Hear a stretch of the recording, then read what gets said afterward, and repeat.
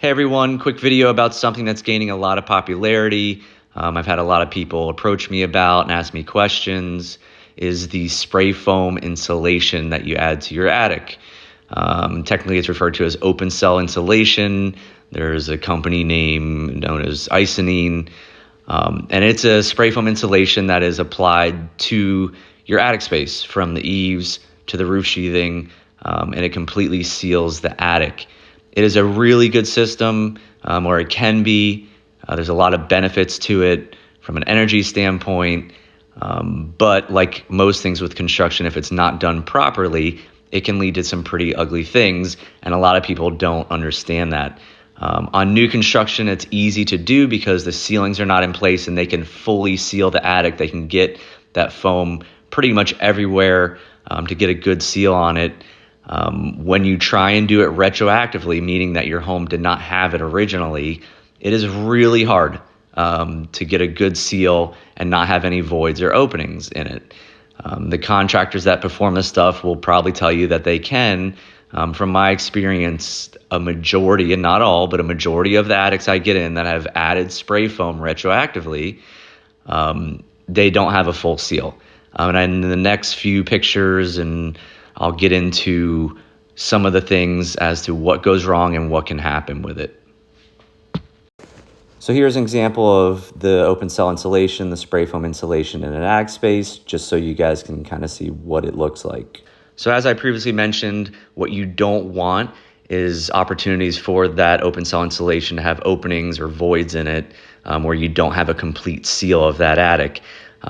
There's two ways that happens: poor install, and two, you get AC or video contractor or plumbing contractor, whoever it might be, who doesn't understand the system, and he's in the attic performing some work for you, and they dig out some of that insulation, not understanding what it can do to the system as a whole. And that's what you can kind of see in some of these pictures here. Okay, so what happens when the insulation has a void in it, you don't have a complete seal, someone digs out a chunk of the insulation, is the attic essentially turns into an upside down bucket. It will allow hot, humid air to enter the attic through that opening. And yes, even a small opening can allow that to happen. That hot, humid air enters the attic space, and because the attic space is almost sealed, it really gets trapped in there, and it snowballs. It continues, and the humidity and moisture content of the attic continues to rise. As that happens, you will generate microbial growth in the attic space, and there are a few pictures here coming up that you will see that. And this microbial growth will be on the ductwork and the backside of the insulation. Essentially, your attic turns into a giant petri dish.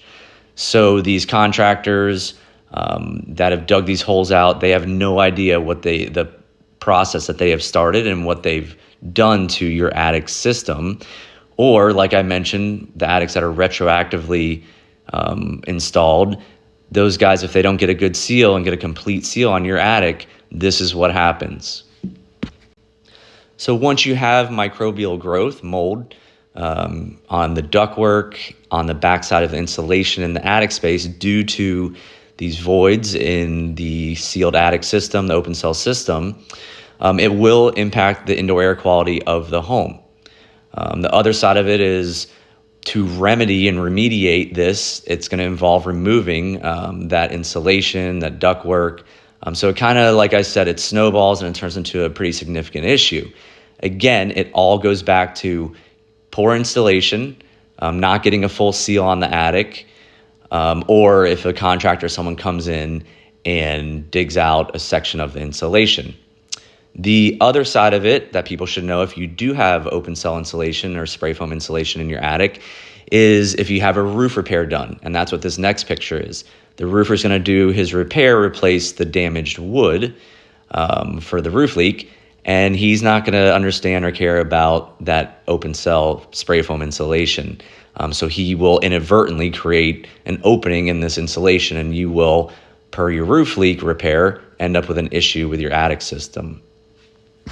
Another thing with the open cell spray foam insulation, when it comes to roof leaks, It takes a lot longer to identify roof leaks, as it takes longer for the water to get through that insulation because of where it's installed. And there can be some other damage and stuff that comes with that. You can text, DM me for questions on that. For all of my home inspectors out there, please, if you are doing a wind mitigation report for a client, do not dig out this insulation to perform that inspection and report, per what I've just informed you of. Shoot me a text, DM me, and I will talk to you about how to work around and what to do and what your options are in regard to performing a wind mitigation when you have spray foam insulation. Sorry for the long video. I thought it's some good information for everyone. Call, text me with questions. Thank you.